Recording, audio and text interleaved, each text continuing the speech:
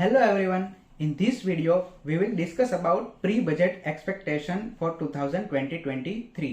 जो हर साल फरवरी में बजट आता है उसमें आईसीआई ने जो institute of chartered accountant of India है उसने फिनेंस मिनिस्टर को कुछ सजेशन दिया है और वो सजेशन में जो आम लोगों के लिए कौन से सजेशन है जो चेंजेस आ सकते हैं उसके बारे में हम आज डिस्कस करने वाले हैं। तो इससे पहले आप मेरे चैनल पे नए हो तो मेरे चैनल को सब्सक्राइब जरूर कर लेना।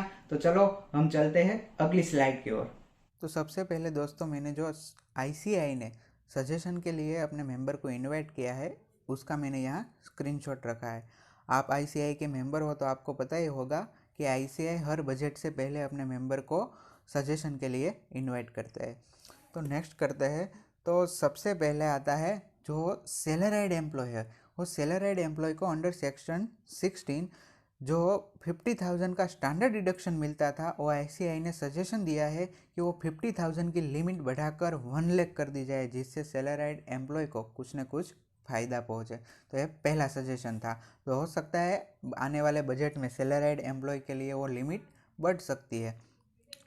तो नेक्स्ट आता है सेक्शन 80C। जो सेक्शन 80C के अंदर जो 1.5 लाख का जो डिडक्शन मिलता था उसमें आपका पीपीएफ आ जाता है, एलआईसी, आप कोई होम लोन का प्रिंसिपल रीपेमेंट कर रहे हो या ट्यूशन फी, ऐसे सारे मिला के जो 1.5 लाख का डिडक्शन मिलता था वो आईसीआई ने रिकमेंडेशन दिया है कि वो 1.5 लाख की लिमिट बढ़ाकर 2.5 लाख कर दी जाए, जिससे आम लोगों को ज़्यादा से ज़्यादा फ़ायदा पहुँचे। तो ये दूसरा सजेशन था। नेक्स्ट आता है जो सेक्शन 80TTA और 80TTB। 80TTA क्या है? जो आपको सेविंग बैंक का इंटरेस्ट मिलता है उसका आप 10,000 का डिडक्शन आप इनकम टैक्स में ले सकते हो। और 80TTB के अंदर जो सीनियर सिटीज़न है उसको सेविंग बैंक का इंटरेस्ट मिल रहा है और कोई टाइम डिपॉजिट है उसका इंटरेस्ट मिल रहा है, तो वो 50,000 तक का डिडक्शन सेक्शन 80TTB के अंदर ले सकता था। तो आईसीआई ने रिकमेंडेशन दिया है कि ये लिमिट काफ़ी समय से नहीं बढ़ी है, तो वो लिमिट को कितना बढ़ानी है वो आईसीआई ने नहीं बताया है, लेकिन ये लिमिट रिवाइज करने के लिए आईसीआई ने सजेशन दिया है।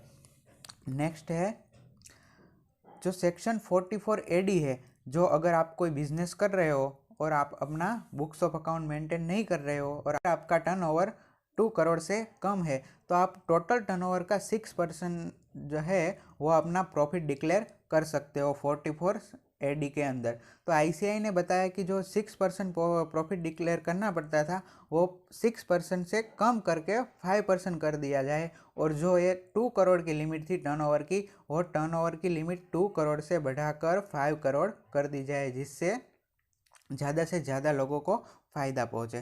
तो ये 44AD के लिए आईसीआई का ये सजेशन था। नेक्स्ट आता है जो सेक्शन 44ADA है, वो 44AD है प्रोफेशनल के लिए। अगर कोई आप एडवोकेट हो, सीए हो, तो इसके लिए है। जो उसकी टोटल रिसिप्ट थी उसका वो 50% प्रॉफिट 44ADA के अंदर डिक्लेयर कर सकता था।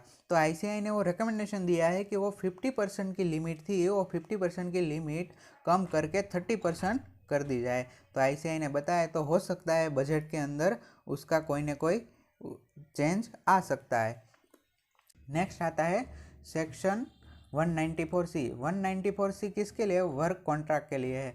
अगर आप कोई वर्क कॉन्ट्रैक्ट का पेमेंट करते हो तो सिंगल ट्रांजैक्शन की लिमिट है 30,000। अगर 30,000 से ज़्यादा पेमेंट है तो उसका टीडीएस काटना रहता था। और एग्रीगेट ट्रांजैक्शन, एग्रीगेट मतलब पूरे साल का 1 लाख का भी ट्रांजैक्शन हो गया है एग्रीगेट, तो भी टीडीएस काटना रहता। तो आईसीआई ने बताया है कि वो लिमिट 30,000 जो सिंगल ट्रांजैक्शन के लिए थी वो 30,000 से बढ़ाकर 75,000 कर दी जाए, और जो 1 लाख की लिमिट थी एग्रीगेट ट्रांजैक्शन की, वो एग्रीगेट ट्रांजैक्शन की लिमिट 1 लाख से बढ़ाकर 3 लाख कर दी जाए। तो आईसीआई ने सजेशन दिया है, हो सकता है इसके लिए भी कोई बात बजट में आ सकती है।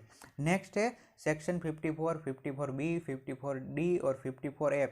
ऐसे जो ऐसे सेक्शन है जिसके अंदर अगर आपने कोई अपने हाउस प्रॉपर्टी या कोई आपने कोई एसेट बेची है, इसके अंदर आपको कोई कैपिटल गेन हुआ है और कैपिटल गेन के पर आपको टैक्स भरना पड़ता है, लेकिन आप वो टैक्स बचा सकते हो अगर आप उस सेक्शन में दिए गए क्राइटेरिया को फॉलो करते हो और आप कोई नई एसेट या हाउस प्रॉपर्टी खरीद लेते हो, तो उस जो नई हाउस प्रॉपर्टी आप खरीदते हो उसका लॉक इन पीरियड था 3 ईयर। अगर आप 3 ईयर के पहले वो नई प्रॉपर्टी जो आपने खरीदी वो आप बेच देते हो तो आपको टैक्स फिर से लग जाता है। तो लॉक इन पीरियड 3 ईयर था, वो आईसीआई ने बताया कि वो लॉक इन पीरियड कम करके 2 ईयर कर दिया जाए। तो हो सकता है इसके लिए भी बजट में कोई चर्चा हो सकती है। नेक्स्ट सेक्शन है सेक्शन 10 सबसेक्शन 32। ये सेक्शन माइनर के लिए, अगर कोई माइनर है उसके अंदर कोई हुनर या कला है तो इसमें से कोई इनकम उसे रिसीव हो रही है तो वो पूरे साल की 1500 तक एग्जाम थी, और बाकी की जो इनकम उससे उसकी कला से या हुनर से मिल रही है वो उसके पेरेंट्स में से जिसकी भी इनकम ज़्यादा होती है उसके साथ टैक्सेबल हो जाती है। तो आईसीआई ने बताया कि ये लिमिट जो 1500 तक की थी, कि 1500 एग्जाम थे, वो लिमिट बढ़ाकर 10,000 कर दी जाए। तो उससे कोई माइनर है उसके अंदर कोई कला है और उसमें से वो इनकम जनरेट कर रहा है तो उसके एग्जेम्पशन जो 1500 का था वो 10,000 कर दिया जाए। तो ये सेक्शन 10 सबसेक्शन 32 के लिए सजेशन था। Thank you for watching. अगर आप अभी तक मेरा वीडियो देख रहे हो तो मेरी चैनल को सब्सक्राइब ज़रूर कर लेना और वीडियो को लाइक कर देना, और ऐसे इन्फॉर्मेटिव वीडियो के लिए मेरी चैनल के साथ जुड़े रहिए। गुड बाय, मिलते हैं नेक्स्ट वीडियो में।